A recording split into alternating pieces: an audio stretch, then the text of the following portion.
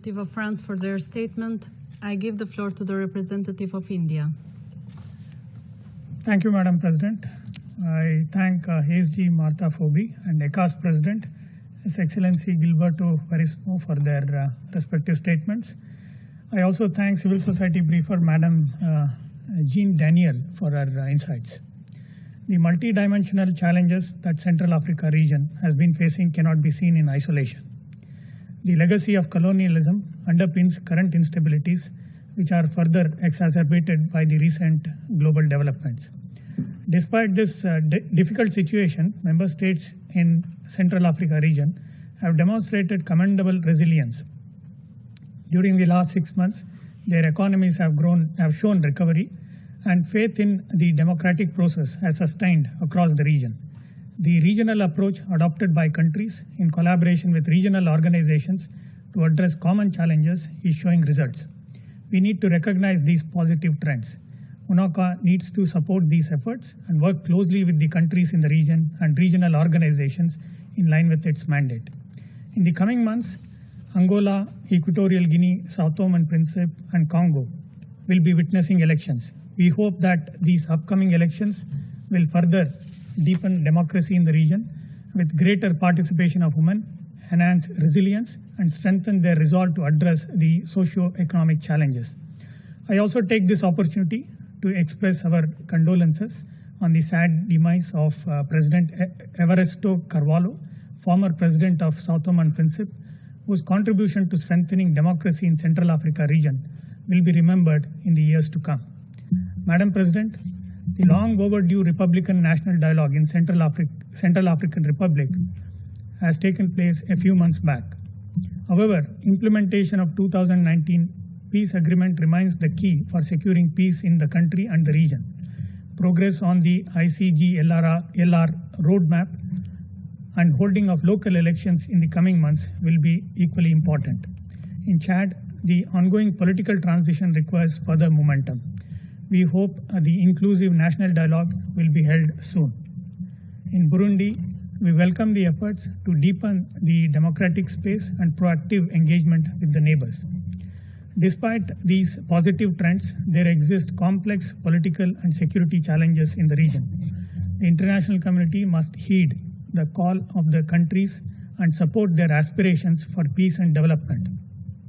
Inclusive political processes and electoral reforms, as necessary, are critical to strengthen political institutions.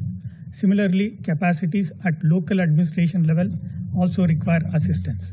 We encourage UNOCA and ECAS to continue assisting the state authorities in these efforts.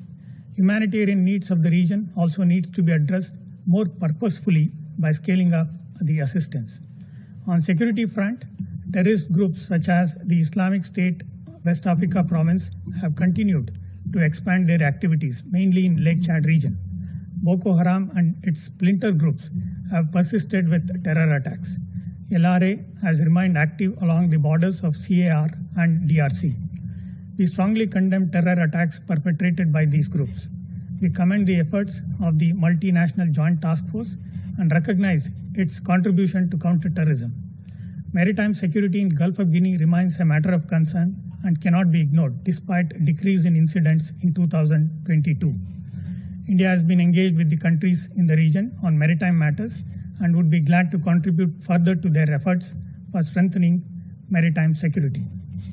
Madam President, the countries in the region are also affected by the Ukraine conflict due to shortage of food grains and increasing oil prices. The international community needs to do more to support the people living in vulnerable countries. We also need to explore affordable alternatives to the question of free movement of goods to the region. Madam President, on climate change and its impact on the region, our position remains consistent. We have maintained that issues of climate change should be addressed holistically through the UN Framework Convention on Climate Change, in accordance with its provisions and principles, especially that of climate finance and adaptation and the Paris Agreement. We reiterate that no artificial link should be drawn between climate change and security-related issues without any firm scientific basis. In conclusion, Madam President, India has cordial and friendly bilateral relations with countries in Central Africa, and in the recent years, India has further expanded its diplomatic footprint in the region by opening resident missions in several countries.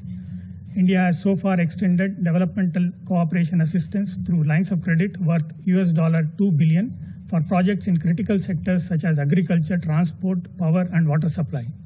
We have also provided assistance to fight COVID-19 pandemic. In keeping with our high-level political exchanges with the region, Vice President of India, His Excellency Mr. Venkaiah Naidu, visited Gabon last week. We will continue to engage closely with Central Africa and be steadfast in our support for its peace and prosperity. I thank you.